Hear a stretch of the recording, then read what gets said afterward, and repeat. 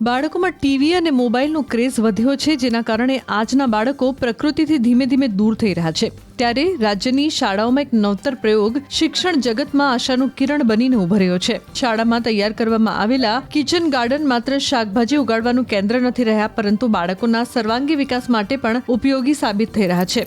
આ પ્રોજેક્ટનો સૌથી મોટો ફાયદો મધ્યાહન ભોજનમાં જોવા મળી રહ્યો છે.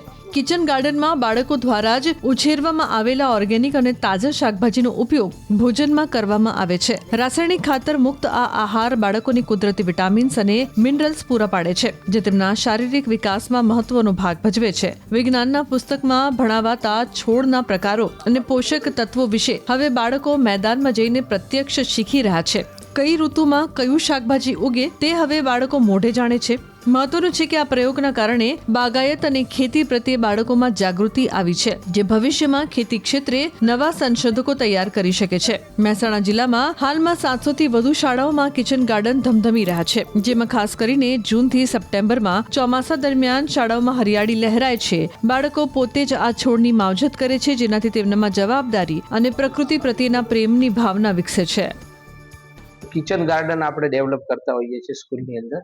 મધ્યાહન ભોજનની અંદર પણ એનો ફાયદો થાય કે એ કિચન ગાર્ડનની અંદર જે શાકભાજી કે જેનો ઉછેર કર્યો હોય એ મધ્યાહન ભોજનની અંદર બાળકો એને આપવામાં આવે ને એનો લાભ લે, જેના કારણે એમાંથી એમને પોષક તત્વો વધારે સારા મળે.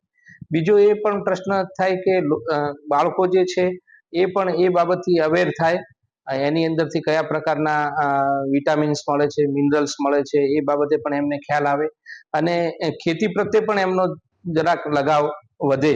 બાગાયત કરતા પણ થાય, કૃષિ બાબતે પણ એ થોડાક જાણકાર થાય, કઈ ઋતુમાં કયા શાકભાજી વાવવા જોઈએ એ પણ એમને ખ્યાલ આવે. એમ ઘણા બધા ફાયદા થતા હોય છે. બાળકોના સર્વાંગી વિકાસમાં પણ એ ઉપયોગી થાય. અમારી લગભગ તમામ સ્કૂલોની અંદર અમે પ્રયત્ન કરીએ છીએ, પણ 700 થી વધારે સ્કૂલોમાં અમારા પાસે કિચન ગાર્ડન છે. અને ખાસ કરીને જ્યારે ચોમાસાની ઋતુ હોય અને જ્યારે જૂનથી સપ્ટેમ્બર માસ હોય એ દરમિયાન આનો વિશેષ ઉપયોગ થતો હોય છે. બાળકોમાં ટીવી અને મોબાઈલનો ક્રેઝ વધ્યો છે, જેના કારણે આજના બાળકો પ્રકૃતિથી ધીમે ધીમે દૂર થઈ રહ્યા છે. ત્યારે રાજ્યની શાળાઓમાં એક નવતર પ્રયોગ શિક્ષણ જગતમાં આશાનું કિરણ બનીને ઉભર્યો છે. શાળામાં તૈયાર કરવામાં આવેલા કિચન ગાર્ડન માત્ર શાકભાજી ઉગાડવાનું કેન્દ્ર નથી રહ્યા, પરંતુ બાળકોના સર્વાંગી વિકાસ માટે પણ ઉપયોગી સાબિત થઈ રહ્યા છે. આ પ્રોજેક્ટનો સૌથી મોટો ફાયદો મધ્યાહન ભોજનમાં જોવા મળી રહ્યો છે. કિચન ગાર્ડનમાં બાળકો દ્વારા જ ઉછેરવામાં આવેલા ઓર્ગેનિક અને તાજા શાકભાજીનો ઉપયોગ ભોજનમાં કરવામાં આવે છે. રાસાયણિક ખાતર મુક્ત આ આહાર બાળકોની કુદરતી વિટામિન્સ અને મિનરલ્સ પૂરા પાડે છે, જે તેમના શારીરિક વિકાસમાં મહત્વનો ભાગ ભજવે છે. વિજ્ઞાનના પુસ્તકમાં ભણાવાતા છોડના પ્રકારો અને પોષક તત્વો વિશે હવે બાળકો મેદાનમાં જઈને પ્રત્યક્ષ શીખી રહ્યા છે.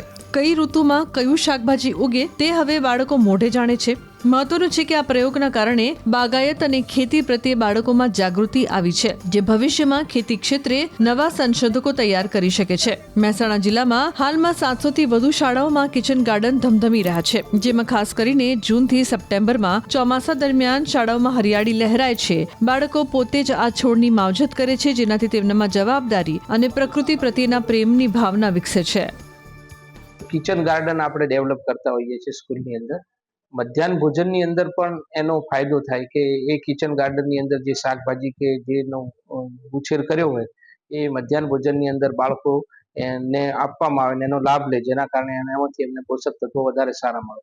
બીજો એ પણ પ્રશ્ન થાય કે બાળકો જે છે એ પણ એ બાબતથી અવેર થાય, એની અંદરથી કયા પ્રકારના વિટામિન્સ મળે છે, મિનરલ્સ મળે છે, એ બાબતે પણ એમને ખ્યાલ આવે અને ખેતી પ્રત્યે પણ એમનો જરાક લગાવ વધે. બાગાયત કરતા પણ થાય, કૃષિ બાબતે પણ એ થોડાક જાણકાર થાય, કઈ ઋતુમાં કયા શાકભાજી વાવવા જોઈએ એ પણ એમને ખ્યાલ આવે. એમ ઘણા બધા ફાયદા થતા હોય છે. બાળકોના સર્વાંગી વિકાસમાં પણ એ ઉપયોગી થાય. અમારી લગભગ તમામ સ્કૂલોની અંદર અમે પ્રયત્ન કરીએ છીએ, પણ 700 થી વધારે સ્કૂલોમાં અમારા પાસે કિચન ગાર્ડન છે. અને ખાસ કરીને જ્યારે ચોમાસાની ઋતુ હોય અને જ્યારે જૂનથી સપ્ટેમ્બર માસ હોય એ દરમિયાન આનો વિશેષ ઉપયોગ થતો હોય છે.